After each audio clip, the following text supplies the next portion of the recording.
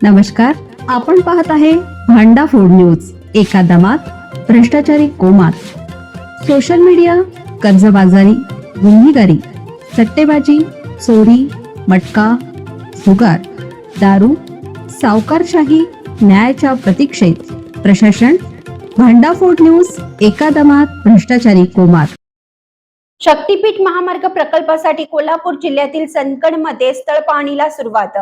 आमदार शिवाजी पाटलांचा पुढाकार. शक्तीपीठ महामार्ग प्रकल्पासाठी चंदगड तालुक्यात स्थळ पाहणीला सुरुवात झाली आहे.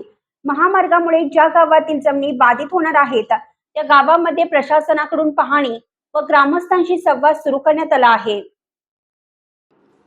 त्यानंतर आज इनाम म्हाळुंगे येथे प्रशासनाने स्थळ पाहणी करून ग्रामस्थांची बैठक घेतली.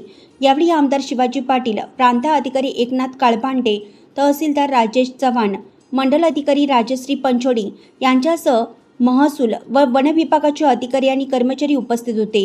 आमदार शिवाजी पाटील म्हणाले, या महामार्गामुळे चंदगड विभागाच्या विकासाला मोठी चालना मिळणार आहे. कृषी मालासाठी गोव्यासारखी मोठी बाजारपेठ उपलब्ध होणार असल्याने शेतकऱ्यांना त्याचा फायदा होईल.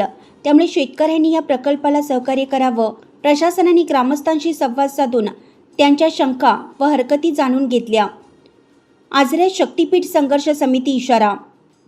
शेतकरी आणि पर्यावरणाला उद्ध्वस्त करणाऱ्या शक्तीपीठ महामार्गाला तीव्र विरोध आहे. शेतकऱ्यांचा विरोध डावलून संयुक्त मोजणी करण्याचा प्रयत्न केल्यास लोकशाही मार्गाने संघटितपणे विरोध करू, असा इशारा शक्तीपीठ संघर्ष समितीने दिला आहे. याबाबत आज तहसीलदारांना निवेदन देण्यात आले.